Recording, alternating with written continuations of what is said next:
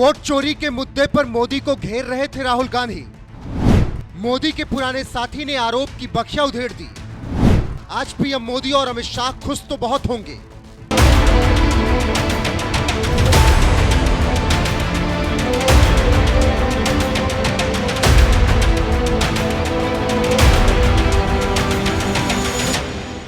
देश की सबसे पुरानी पार्टी कांग्रेस ने दशकों तक देश में सरकार चलाई और कभी ऐसा नहीं हुआ कि देश की सत्ता से उसे करीब 11 साल तक दूर रहना पड़ा हो। शायद सत्ता से यही दूरी कांग्रेस अब बर्दाश्त नहीं कर पा रही है।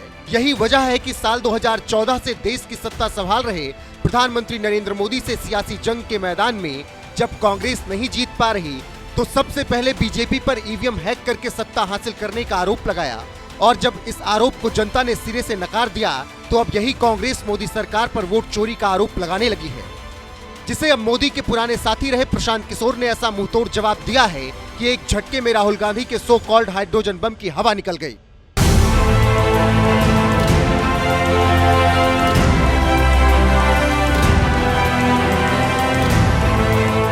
कहते हैं देश की जनता जिसके साथ होती है सत्ता भी उसी के हाथ में होती है, लेकिन ये बात लगता है कांग्रेस को समझ में नहीं आ रही। इसीलिए पहले साल 2014 के लोकसभा चुनाव में हारी, फिर साल 2019 के लोकसभा चुनाव में हार मिली, तो वहीं 2024 लोकसभा के चुनाव में भी मात खा गई। लगातार 3 लोकसभा चुनाव हार चुकी कांग्रेस लगता है अब चुनावी मैदान में मोदी से टक्कर नहीं ले पा रही। इसीलिए कांग्रेस अब बीजेपी पर वोट चोरी के आरोप लगाने लगी है। याद करिए साल 2024 का लोकसभा चुनाव, जब कांग्रेस समेत तमाम विपक्षी पार्टियों ने मोदी सरकार पर ईवीएम हैक करने का आरोप लगाया था और इसे बड़ा मुद्दा बनाने की कोशिश भी की गई थी। यहां तक कि खुद कांग्रेस नेता राहुल गांधी ने भी ये आरोप लगाया था कि ईवीएम के बिना मोदी चुनाव नहीं जीत सकता। ईवीएम के बिना नरेंद्र मोदी चुनाव नहीं जीत सकता है। इलेक्शन कमीशन से हमने कहा कि एक काम कीजिए, विपक्ष की पार्टी को ये मशीनें दिखा दीजिए, खोल के हमें दिखा दीजिए ये कैसे चलती हैं, हमारे एक्सपर्ट्स को दिखा दीजिए। इलेक्शन कमीशन ने दिखा। साल 2019 के लोकसभा चुनाव के पहले से ही कांग्रेस ईवीएम हैकिंग को मुद्दा बनाकर मोदी सरकार को घेरती रही, लेकिन इसके बावजूद देश की जनता कांग्रेस की नहीं सुनती। हर चुनाव में मोदी को ही चुनती है क्योंकि जनता ये जानती है कि ईवीएम हैक करना संभव ही नहीं है। यहां तक कि खुद चुनाव आयोग ने जब विपक्ष को ईवीएम हैक करने के लिए बुलाया था तो विपक्ष के किसी नेता ने ईवीएम हैक करने की हिम्मत नहीं दिखाई, जिसके बाद देश की संसद में गृह मंत्री अमित शाह ने विपक्ष को कैसे मुंहतोड़ जवाब दिया था, जरा वो भी सुन लीजिए। हारते हैं और ईवीएम ले लेकर ईवीएम ने हरा दिया, ईवीएम ने हरा दिया, ईवीएम ने हरा दिया। सुप्रीम कोर्ट ने 24 बार ईवीएम की अर्जी नकार दी। चुनाव आयोग ने 3 दिन ईवीएम 10 से 5 बजे तक रखा कि भाई कोई हैक कर बताए। कोई नहीं गया, सुप्रीम कोर्ट में कोई नहीं गया और हारते हैं तो ईवीएम का दोष निकालते। मान्यवर, एक ही समय एक ही दिन 2 परिणाम घोषित। एक महाराष्ट्र में सुपड़ा साफ हो गया, जो जनादेश के साथ द्रोह किया था इसका दंड महाराष्ट्र की जनता ने दिया और दूरबीन लेकर दिखाई नहीं पड़ते, और उसी दिन वो झारखंड में जीते। तो महाराष्ट्र में ईवीएम खराब है और झारखंड में टप से जाकर नए कपड़े पहनकर शपथ ले ली। अरे भाई जरा तो शर्म करो, जनता देख रही है। एक जगह ईवीएम सही है, एक जगह ईवीएम खराब है। मान्यवर, ऐसा कैसे हो सकता है? एक बात और आपको बता दें, साल 2004 में जब पहली बार ईवीएम से चुनाव हुआ था तो उस वक्त कांग्रेस जीतकर सत्ता में लौटी थी और 5 साल बाद जब दोबारा ईवीएम से ही लोकसभा चुनाव हुआ तो एक बार फिर कांग्रेस जीतकर सत्ता में आई। खुद राहुल गांधी भी ईवीएम से कई बार सांसद बने, तब उन्हें शायद कोई परेशानी नहीं हुई, और अब जब मोदी ईवीएम से हो रहे चुनाव में ताबड़तोड़ जीत दर्ज कर रहे हैं तो राहुल गांधी आरोप लगा रहे हैं कि ईवीएम हैक करके मोदी सत्ता में आ रहा है। दरअसल ईवीएम हैक का मुद्दा जोर शोर से उठाकर ऐसा लगता है कि कांग्रेस देश की जनता के दिमाग में ये बात बैठाना चाहती है कि ईवीएम भी हैक हो सकती है, लेकिन देश की जनता ने कांग्रेस के इस दावे पर विश्वास नहीं किया और लगातार 3 लोकसभा चुनावों में मोदी को जिता दिया। तो अब कांग्रेस नया शिगुफा लेकर आई है, वो है वोट चोरी का। क्योंकि राहुल गांधी को लगता है कि मोदी वोट चोरी करके प्रधानमंत्री बने हैं, इसीलिए उन्होंने सबसे पहले महाराष्ट्र चुनाव में बीजेपी पर वोट चोरी का आरोप लगाया। तो वहीं अब बिहार में चल रहे विधानसभा चुनाव के बीच बीजेपी पर हरियाणा चुनाव में वोट चोरी करके सत्ता हासिल करने का आरोप लगा दिया। हिंदुस्तान के जेन ज़ी जो हैं और युवा हैं, उनको हम क्लियरली दिखा देंगे कि नरेंद्र मोदी चुनाव चोरी करके प्रधानमंत्री बना है, बीजेपी चुनाव चोरी करती है। क्लियरली बता देंगे, कोई डाउट नहीं होगा।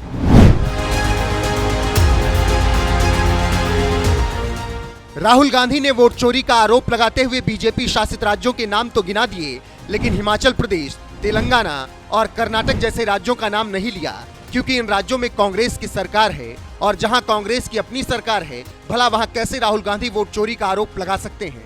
शायद यही वजह है कि उन्होंने सिर्फ बीजेपी शासित राज्यों पर ही वोट चोरी के आरोप लगाए और यहां तक कह दिया कि बिहार में भी बीजेपी वोट चोरी करने वाली है।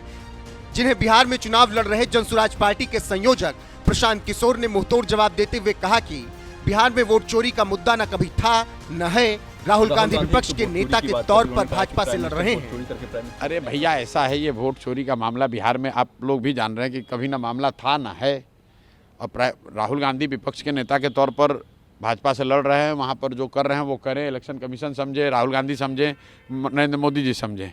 हम लोग को, बिहार के लोगों को उससे कोई मतलब नहीं है। बिहार में विधानसभा का चुनाव है। बिहार के लोग ये जानना चाह रहे हैं कि यहाँ पर शिक्षा कब होगी, रोजगार कब होगा, बिहार की दुर्दशा कब सुधरेगी। वोट चोरी से क्या लेना देना है। बिहार में कोई आपको मिला अभी रास्ते में कि मेरा वोट कट गया है? जब किसी का वोट कटा ही नहीं है तो क्या आप वोट चोरी बात किए जा रहे हो? भाई, वोट चोरी का मामला है अपना दिल्ली में, अगर मामला है इलेक्शन कमीशन को घेरिए, सुप्रीम कोर्ट में जाइए, देश भर में एजिटेशन कीजिए। बिहार के इलेक्शन को क्यों हाईजैक कर रहे हो उसमें? बेचारी कांग्रेस और उसके नेता पूरी ताकत झोंक कर बिहार चुनाव में वोट चोरी का मुद्दा बनाकर बीजेपी के खिलाफ माहौल बना रहे थे, लेकिन प्रशांत किशोर ने यह बयान देकर कांग्रेस के आरोपों की एक झटके में बखिया उधेड़ दी और साफ तौर पर पीके ने कह दिया कि बिहार में वोट चोरी का कोई मुद्दा ही नहीं है। और ये प्रशांत किशोर कोई छोटे मोटे नेता तो है नहीं। साल 2014 में जब नरेंद्र मोदी पहली बार देश के प्रधानमंत्री बने, उस वक्त बीजेपी के चुनावी रणनीतिकार यही प्रशांत किशोर थे। ऐसे में उनसे बेहतर भला कौन जान सकता है कि मोदी जनता के दम पर चुनाव जीतते हैं, ईवीएम हैक करके या वोट चोरी के दम पर नहीं। और कहीं ना कहीं ये बात सच भी है, क्योंकि अगर वाकई कांग्रेस और आरजेडी को लगता है कि बीजेपी वोट चोरी करके चुनाव जीतती है, तो फिर कांग्रेस आरजेडी के महागठबंधन को बिहार चुनाव का ही बाइकआउट कर देना चाहिए। लेकिन दोनों पार्टियों ने ऐसा नहीं किया, क्योंकि उनका मकसद भी शायद सबसे पहले सत्ता हासिल करना है। इसी बात से समझ सकते हैं कि विपक्ष के वोट चोरी के आरोप में कितना दम है। वैसे आपको क्या लगता है, विपक्ष के वोट चोरी के आरोप में कितना दम है? क्या इस आरोप के दम पर राहुल गांधी बिहार जीत पाएंगे? अपनी राय कमेंट कर हमें जरूर बताएं। साथ ही साल 2024 का लोकसभा चुनाव जीतने के बाद पीएम मोदी ने कांग्रेस के आरोपों पर क्या कुछ कहा था, वो भी सुन लीजिए। 4 जून के नतीजे चल रहे थे, मैं तो अपने काम में कुछ व्यस्त था। बाद में फोन आना शुरू हो गए, तो मैंने किसी को पूछा, यार ये तो ठीक है आंकड़े वांकड़े, तो मुझे ये बताओ कि ईवीएम जिंदा है कि मर गया?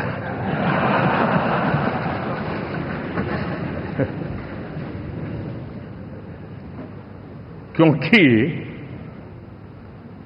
ये लोग तय करके बैठे थे कि भारत के लोकतंत्र और लोकतंत्र की प्रक्रिया के प्रति विश्वास ही लोगों का उठ जाए, और लगातार ईवीएम को गाली देना।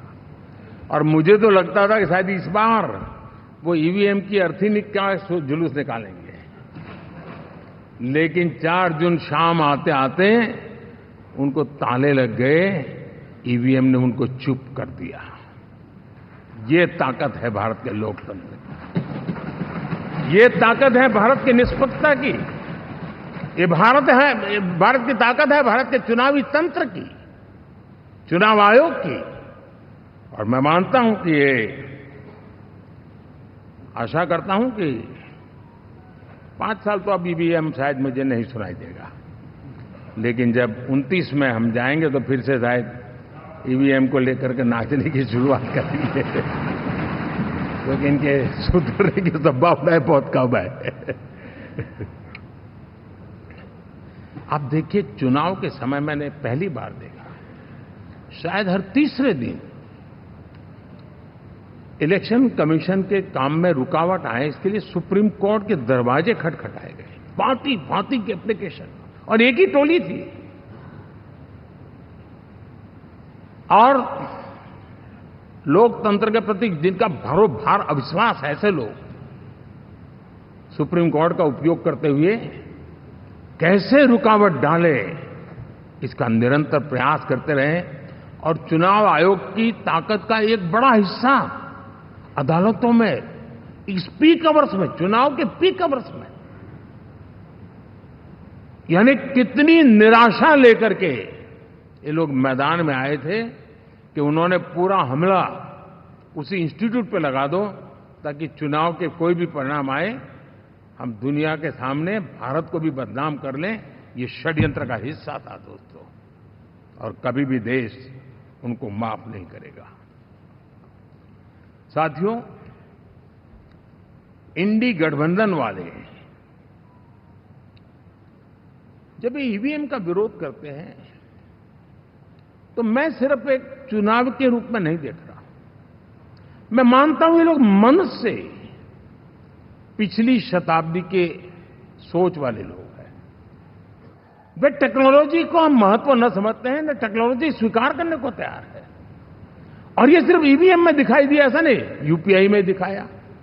जब हमने कहा कि हिंदुस्तान के लोग डिजिटल ट्रांजैक्शन करेंगे, फिनटेक की दुनिया में आज हिंदुस्तान का नाम हो गया, मानने को तैयार नहीं। आधार आज देश की एक पहचान बना है। मैं तो देख रहा हूं कि मुझे कई देश कहते हैं कि हमें आधार की पद्धति से आगे बढ़ना है, आप कैसे मदद कर सकते हैं। उस आधार को रोकने के लिए सुप्रीम कोर्ट में बार बार जाकर के परेशानियां पैदा की।